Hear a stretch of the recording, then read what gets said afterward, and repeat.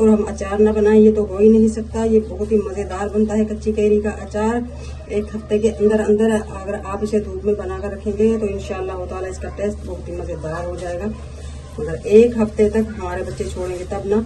तो मजेदार सा ये टेस्टी अचार हमारा बनकर रेडी है, फौरन खाने वाला बना लिया है मैंने। अब हम इसे 1 हफ्ता रखेंगे जार में भरकर धूप में। जार हमारा बिल्कुल ड्राई होना चाहिए क्योंकि ये कच्ची कैरी का अचार है तो ये खुद भी पानी छोड़ता है। जार में भर लेंगे। अब बिस्मिल्लाहिर्रहमानिर्रहीम। आज हम बनाएंगे कच्ची कैरी का अचार। कच्ची कैरी आए और अचार ना बनाए ये तो हो ही नहीं सकता है। और इसमें जाला नहीं होता है। इस तरह से पहले हमने इन्हें छील लिया है अच्छी तरह से। अब इसका बीज जो होता है यानी कि गुठली वो निकाल देंगे। गुठली हमने निकाल ली है। अब हम इस तरह से रखेंगे कैरी को और इसके करेंगे 2 पीस।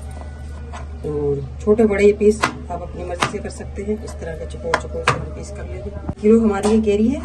अच्छी तरह से सबसे पहले हमने इसे धोया, फिर खुश्क किया, उसके बाद हम पीस कर रहे हैं। सारे पीस कर लिए हमने।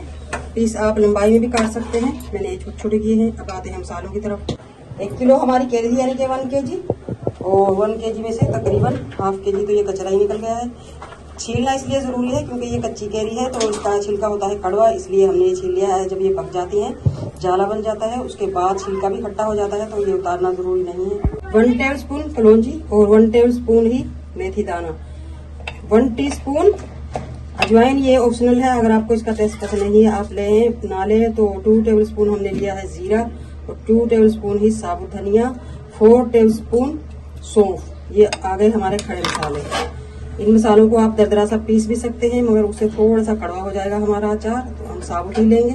हम आते हैं पिसे हुए मसालों की तरफ। फुल भरकर 1 टेबलस्पून लेंगे हम हल्दी, बल्कि थोड़ी सी और ले लेंगे। हल्दी बहुत अच्छी लगती है अचार में। और 1 टेबलस्पून जीरा पाउडर, ½ टीस्पून पिसी हुई नॉर्मल मिर्च, धनिया पाउडर फुल भरकर 1 टेबलस्पून, कुटी हुई मिर्च ये बहुत ही मजेदार अहम रोल अदा करती है।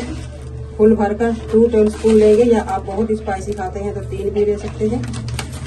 और नमक लेंगे। नमक अचार में तेज ही अच्छा लगता है। 1.5 टेबलस्पून लेंगे हम नमक।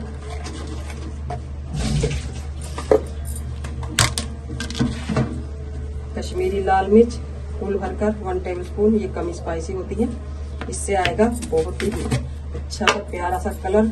और चाट मसाला थोड़ा सा अलग टेस्ट करने के लिए फुल भर कर लिया है मैंने 1 टेबलस्पून। अचार की जान सरसों का बीज यानी कि राई दाना, ये हम लेंगे 2 टेबलस्पून। इसके बगैर अचार अधूरा ही रहेगा। सारा मसाला हमने माशाल्लाह सारा जमा कर लिया है। अब हम इस तरह का एक जार लेंगे और सारा मसाला इसमें रख लेंगे। कैप लगाकर बड़ी आसानी से आप मिक्स कर सकते हैं। बिस्मिल्लाहिर्रहमानिर्रहीम। अगर हम साल भर चलने वाला अचार बनाएंगे तो 1 किलो में हम आधा किलो या 3 पाव ऑयल लेंगे।